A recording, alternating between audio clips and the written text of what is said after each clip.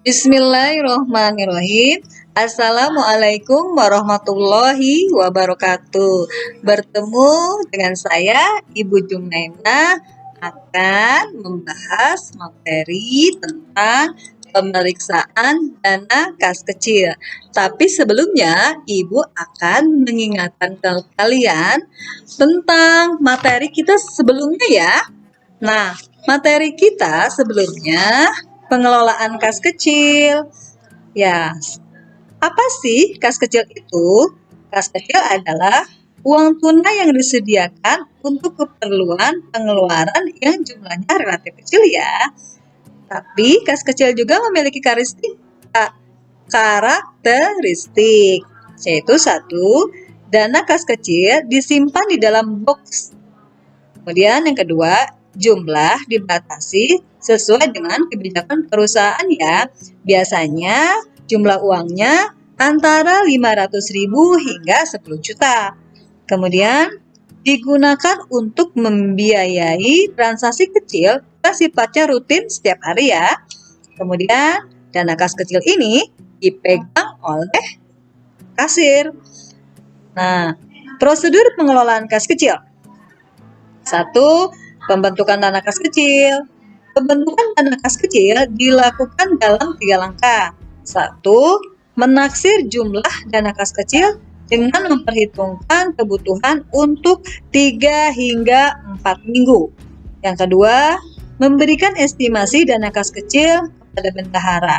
Bendahara akan menarik cek dan memberikannya kepada pemegang kas kecil. Yang ketiga, pemegang dana kas kecil mencairkan cek tersebut. Dokumen yang dibutuhkan dalam pembentukan dana kas kecil antara lain: 1. Surat keputusan dari pejabat yang berwenang. 2. Bukti kas keluar. Yang ketiga, cek.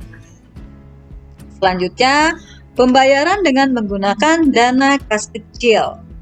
Nah, dokumen yang dibutuhkan dalam pembayaran dengan menggunakan dana kas kecil antara lain: 1. Permintaan pemakaian kas kecil. 2. Bukti pengeluaran kas kecil. Dan yang ketiga adalah dokumen pendukung. Selanjutnya adalah pengisian kembali dana kas kecil. 1. Permintaan kembali kas kecil. 2. Bukti pengeluaran kas kecil. Ketiga, bukti kas keluar. Keempat, dokumen pendukung. Yang kedua, selanjutnya adalah ada metode pencatatan kas kecil. Metode pencatatan kas kecil itu ada 2 ya. 1, ada metode dana tetap. Yang kedua adalah metode fluktuasi. Nah, kemudian dalam metode dana tetap, jumlah dana kas kecil selalu tetap, yaitu sebesar cek yang diberikan kepada kasir untuk membentuk dana kas kecil. Besarnya penggantian sebesar pengeluaran yang telah dilakukan sehingga saldo kas kecil selalu tetap seperti awalnya. Nah, kemudian yang kedua adalah metode fluktuasi.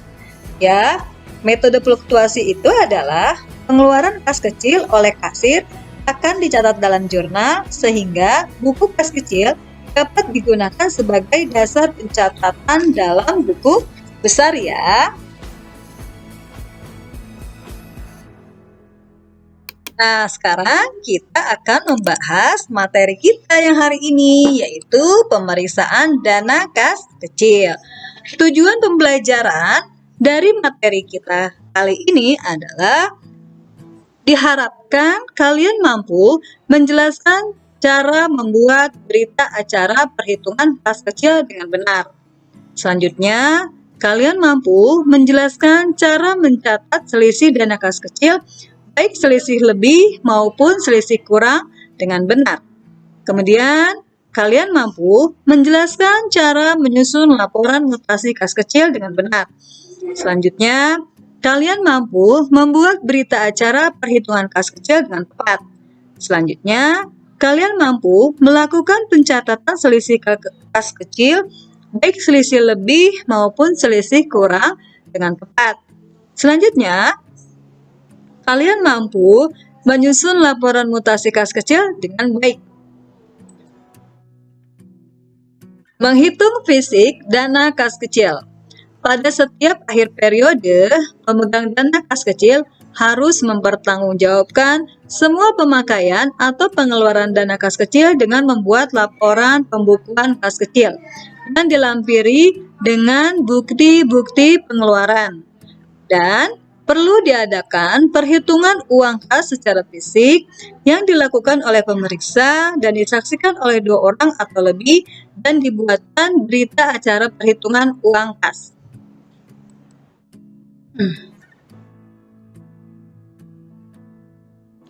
Tujuan pemeriksaan kas dan kas kecil adalah untuk meyakinkan posisi kas pada tangan neraca benar-benar milik atau dikuasai perusahaan, sahnya transaksi kas, dan ketetapan jumlah dan penyajian posisi kas dalam neraca.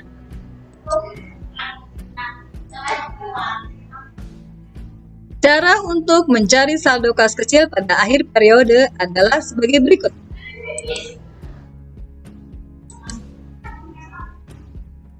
Nah, saldo kas awal periode ditambah dengan pengisian kembali dana kas kecil, kemudian dikurangi jumlah pengeluaran dana kas kecil, hasilnya adalah saldo kas pada akhir periode ya. Nah, di sini Ibu menyajikan contoh berita acara perhitungan kas kecil ya. Ini adalah milik PD Mekar Abadi, berita acara perhitungan kas kecil per 31 Desember 2018. Menurut catatan, saldo per 1 Desember 2018 adalah sejumlah Rp1.600.000. Ada pengisian kembali dana kas kecil sebesar Rp1.500.000. Ditambahkan ya, totalnya adalah Rp3.100.000. Kemudian ada pengeluaran kas kecil selama bulan Desember. Total pengeluarannya yaitu berjumlah Rp1.350.000. Kemudian dijumlah totalnya menjadi Rp1.750.000. Nah, setelah itu kita melakukan perhitungan fisik dana kas kecil ya. Di sini terlihat contoh, ada uang kertas dan ada uang logam. Berapa? Kita lihat. Uang kertas kita jumlah masing-masing nilai nominal ya. Di sini terlihat di contoh punya PD Mekar Abadi ada 3 lembar uang nominal 100.000 dikalikan totalnya 300.000. Ada 6 lembar uang nominal pecahan 50.000 totalnya 300.000. 9 lembar pecahan nominal Rp 20.000 totalnya Rp180.000. Kemudian ada 42 lembar pecahan nominalnya yaitu sebesar 10.000 totalnya Rp420.000. Kemudian ada 59 lembar pecahan nominal Rp5.000 totalnya adalah Rp295.000. Kemudian ada 33 lembar pecahan nominal Rp1.000 totalnya Rp33.000. Nah, total dari jumlah uang kertas setelah dilakukan perhitungan fisik ada sebesar Rp1.528.000. Kemudian ada uang logam. Uang logam 105 keping pecahan 1.000 sama dengan berjumlah Rp105.000. Kemudian ada 123 keping pecahan nominal Rp500, totalnya Rp61.500. Ada pecahan 195 keping Rp200, totalnya Rp39.000. Kemudian ada 165 keping pecahan nominal Rp100, totalnya Rp16.500. Total uang logam Rp222.000. Nah, uang kertas ditambah dengan uang logam totalnya ada Rp1.750.000. Berarti catatan saldo menurut catatan sama dengan jumlah saldo fisik dana kas kecil per 31 Desember 2018 ya. Nah, apa itu selisih kas? Selisih kas adalah suatu penyebab yang terjadi atas kelebihan atau kekurangan kas, di mana selisih ini didapat dari catatan akuntansi maupun dengan kas fisik yang ada.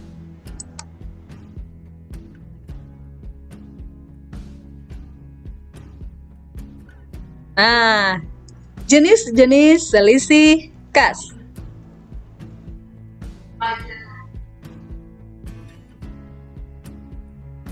Sini ada selisih kas lebih atau cash overage.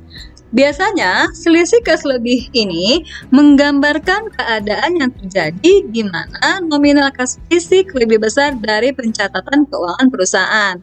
Jurnalnya seperti ini ya. Kas kecil di sebelah debit, di kreditnya selisih kas kecil.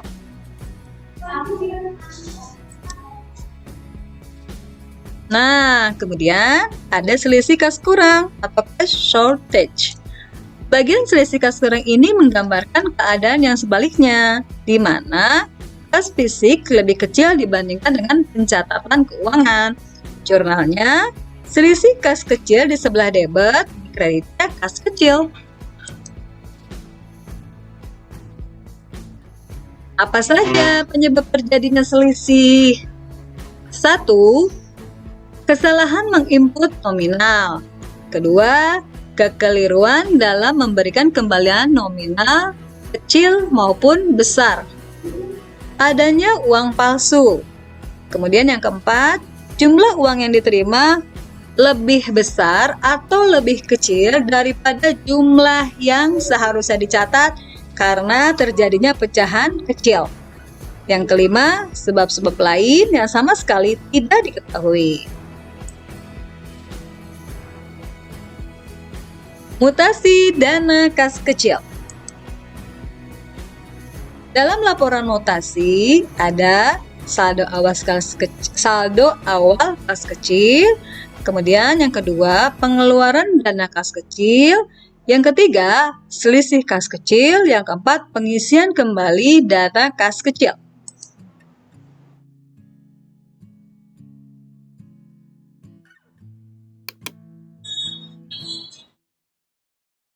Selanjutnya, tanggal 10 April, ada pengeluaran dana kas kecil dengan nomor bukti BPKK 2452, mutasi kredit sebesar Rp780.000. Saldonya berkurang menjadi Rp3.820.000. Kemudian tanggal 12, ada pengeluaran dana kas kecil dengan nomor bukti BPKK 2453, mutasi kredit sebesar Rp2.120.000. Saldo berkurang menjadi Rp1.700.000. Kemudian di tanggal 15 ada pengisian kembali kas kecil dengan nomor bukti BKK 4183, mutasi debit sebesar Rp6.300.000. Bertambah saldonya menjadi Rp8 juta. Kemudian di tanggal 18 ada pengeluaran dana kas kecil dengan nomor bukti BPKK 2454. Mutasi kredit sebesar Rp4.150.000, saldonya berkurang menjadi Rp3.850.000. Kemudian di tanggal 25 ada pengeluaran dana kas kecil nomor bukti BPKK 2455, mutasi kredit sebesar Rp2 juta, saldonya berkurang menjadi Rp1.850.000. Kemudian di tanggal 25 ada pengajuan pengeluaran dana kas kecil dengan nomor bukti BPKK 4091, mutasi kredit Rp1 juta, maka saldonya berkurang menjadi Rp850.000.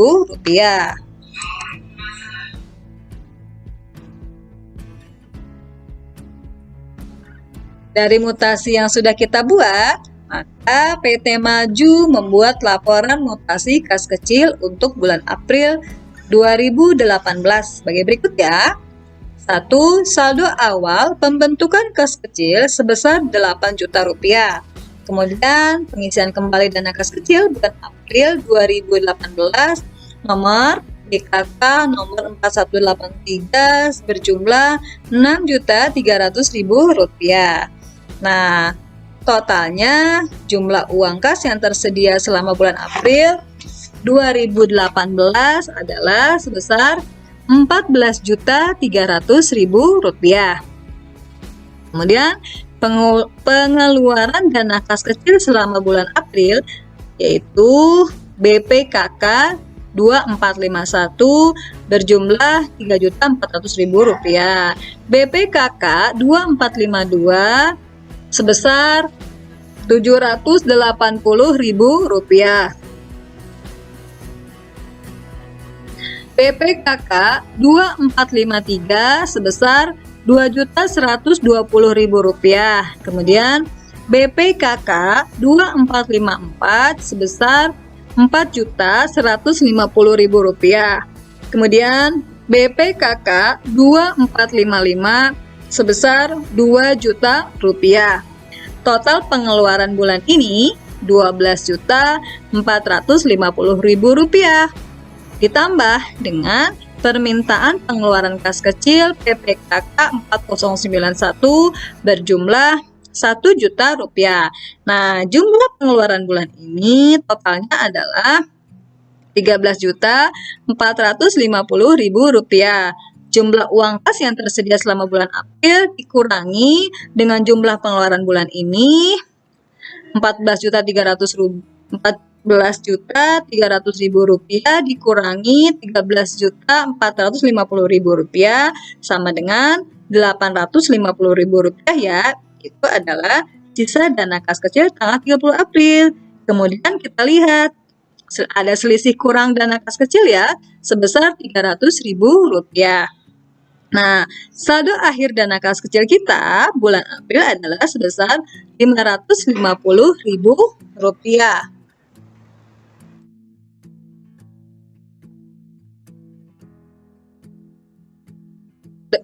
Itu adalah laporan mutasi dana kas kecil ya anak-anak.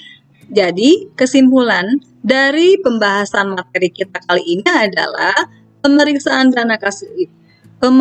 dana kas kecil diperlukan yaitu untuk menyamakan saldo yang catatan menurut perusahaan di awal bulan dengan catatan saldo di akhir bulan dengan bentuk fisik uang ya. Jadi, apakah ada selisih atau tidak? Nah, seperti itu ya pembahasan untuk pemeriksaan dana kas kecil kita. Sampai jumpa di materi berikutnya. Wassalamualaikum warahmatullahi wabarakatuh.